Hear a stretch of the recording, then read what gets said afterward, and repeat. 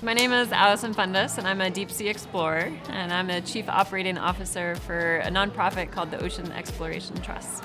When I say that I'm a deep sea explorer, people think scuba diving. It's in the deep, dark sea where, 12,000 feet deep. So we really need sophisticated robotic vehicles to explore that. The oceans are 85% really unexplored for the most part. And so when we go to a new area, we oftentimes find new species.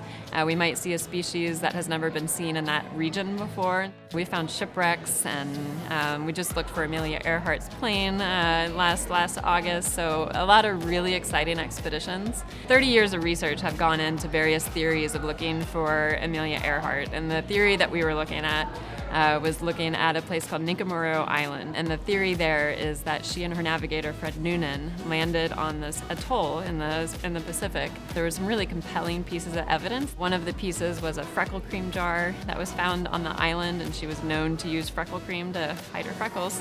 There was a triangulation of some of the radio signals, and some of which happened days after her disappearance. We were on site for 3 weeks with a National Geographic team, and we had 2 ships on site looking on land. We had forensics dogs on shore, and then we were looking in the deep sea and really combing the area for any evidence of her Lockheed Electra.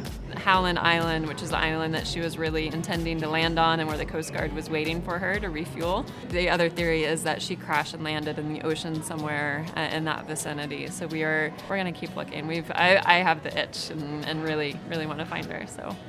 My background's in geology, but what I love about my work now is I get to tap into my biology background as well and learn a lot more about maritime history and just history in general. When I first went to the ocean as a young kid, I just totally fell in love with it. And so I always knew that I wanted some career in the ocean. I always loved science. I found it challenging at times.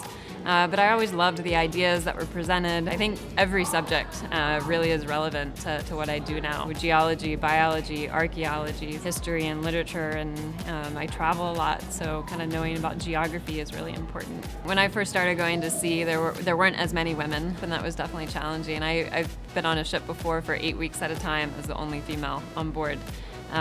Luckily, it's a lot different now. I think we've seen a big shift in the community, and we're very proud on our ship that we've got equal representation of women on board. It's becoming more common to have equal representation, but I would say that it's very recent that we're starting to see that. If we swing the doors open for young girls to STEM opportunities, then they will amplify the power of any single one of us.